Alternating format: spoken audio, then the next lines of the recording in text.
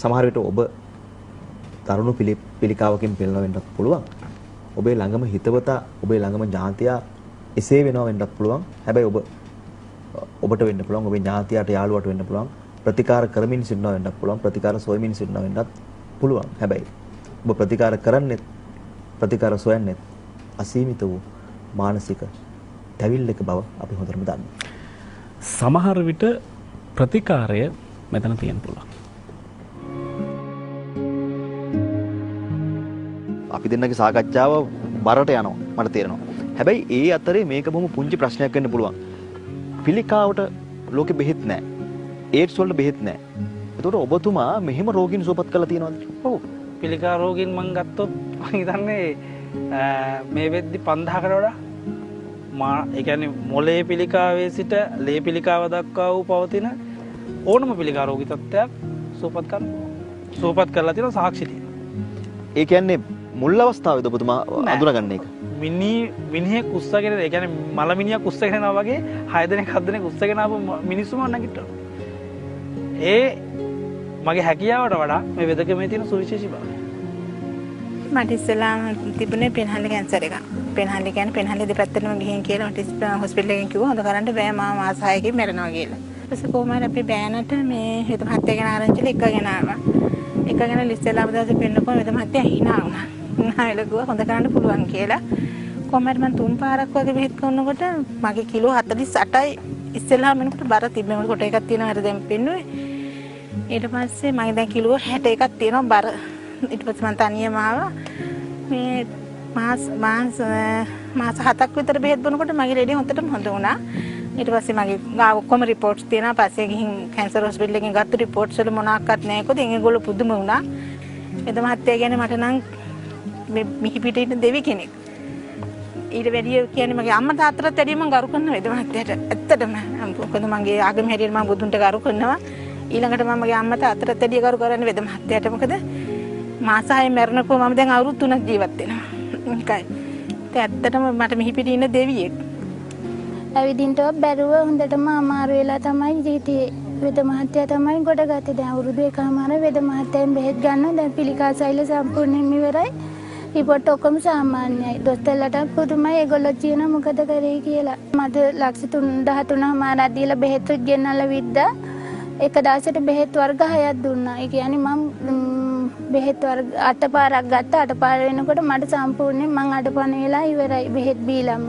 නැගිටලා ඇවිදවලවත් යන්න බැරි හිට තව එක්කෙනෙක් ඉන්ටෝනි මාව නැගිටවන්ට ඉඳවන්ට.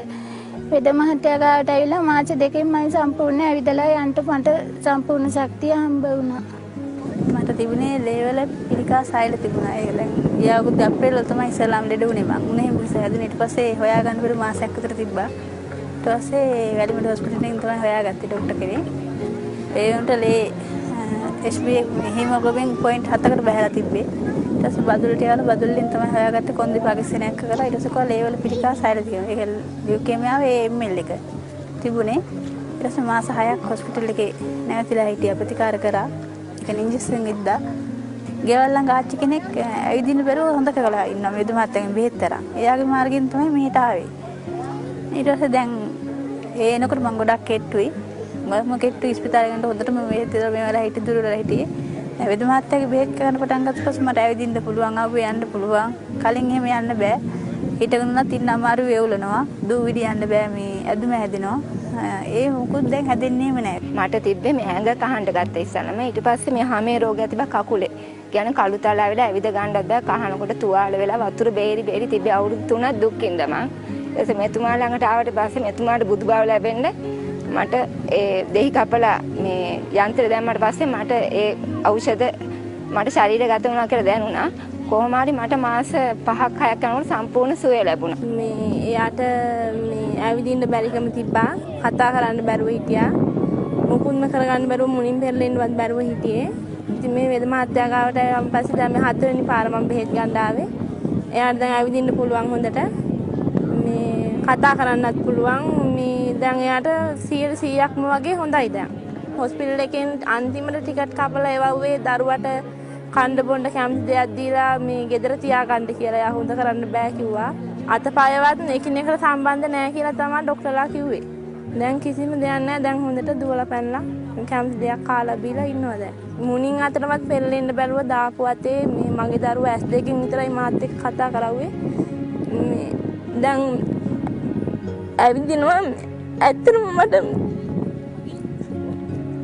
බුදු බවත් වෙනවා මේ විදිහ මාත්‍යාට මගේ දරුවා මට සනීප කරලා දුන්නා. මම ඉංග්‍රීසි වෛද්‍ය ශාස්ත්‍රයට සම්බන්ධ කෙනෙක් මාතලේ ප්‍රදේශයේ මට නිදන්ගත රෝගයක් තිබුණා මගේ කකුලේ.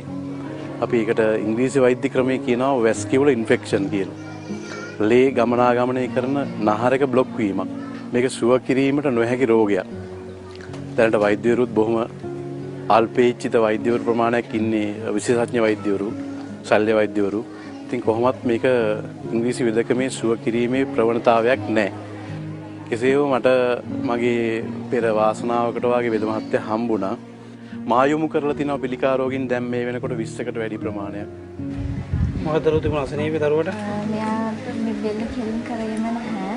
දැන් ඒක කරපස්සන බෙල්ල උස්සනවා. දැන් නිදාගෙන ඉන්න ඇවිත් ඉඳ ගන්නවා වගේ හදනවා. දැන් කතා කරනවා. දැන් අනිත් එක මෙයාගේ ඔළුවේ තිබ්බේ මේ ස්නායු මේ ෂේ වෙලා කියලා. දැන් ඒක ගොඩක් අඩු වෙලා අංශකයක් විතර තමයි තියෙනවා. දැන් ඉතුරු වෙලා තියෙන අංශකයක් විතර තමයි ඒ රෝගී තත්ත්වයේ තියෙන. ඒ කියන්නේ ඉංග්‍රීසි වෛද්‍ය ක්‍රමයට අනුව. ඔව්. මං ගාඩ ඇවිල්ලා කොච්චර ගතද පුතේ? දැන් මම මාස 6ක් වෙනවා. ඇවිල්ලා. මේ මාස 6ට උඩ ප්‍රගතියක් තියෙනවනේ. ඔව් තියෙනවා. අනිත් කණියා කතා කරේ නැහැ. දැන් තාත්තා කියලා අඳුරගෙන කතා කරනවා. මට අම්මා කියලා කියනවා. හැමදේම අඳුරනවා. වෛද්‍ය වාර්තාවලුත් ඔප්පු වෙලා දෙන අඩුයි කියන එක. ඔව් ඔව්. හොඳයි. කිසිම වෛද්‍ය ශාස්ත්‍රයකට කිසිම වෛද්‍ය සම්ප්‍රදායකට අභියෝගයක් නැහැ. ඒක තර්කයක් නෑ ආයේ. කිසිම අභියෝගයක් නැහැ. හැබැයි එතුමා ළඟ තියෙන හෙළ වෙදකම. අපි දැක්කා සමහරවිට ඔබත් කියොත් දකින්න පුළුවන් වේවි. හෙළ වෙදකම තියෙන එකම කෙනා අනෝජ සිල්වා මහත්තයා එහෙම නෙවෙයි. එතුමා ගාවත් යම් දෙයක් තියෙනවා. හැබැයි එතුමාට ඕනේ නොමිලේ ප්‍රතිකාර කරලා මේ රටේ ලෙඩ වෙච්ච මිනිස්සුන් සුවපත් කරන එක. සමහර විට විවිධ රෝග පිළිකා වෙන්න පුළුවන් නැත්නම් හොඳ කරන්න අසීරු අමාරු හොඳ කරන්න බැහැ කියන සමහර රෝග වලට එතුමා ප්‍රතිකාර කරන මිනිස්සුන්ට ඕනේ ප්‍රතිකාර වලින් ගොඩ එනවා ජීවිතේ. ප්‍රධානම පරමාර්ථය තමයි ලෙඩ වූ සැමට ප්‍රතිකාර කරන එක. බටහිර හෝ වේවා හෙළ වෙදකම හෝ වේවා අවසානයේ අපි අපේක්ෂා කරන්නේ අපේ රෝගී තත්ත්වය සුවපත් කර ගැනීම.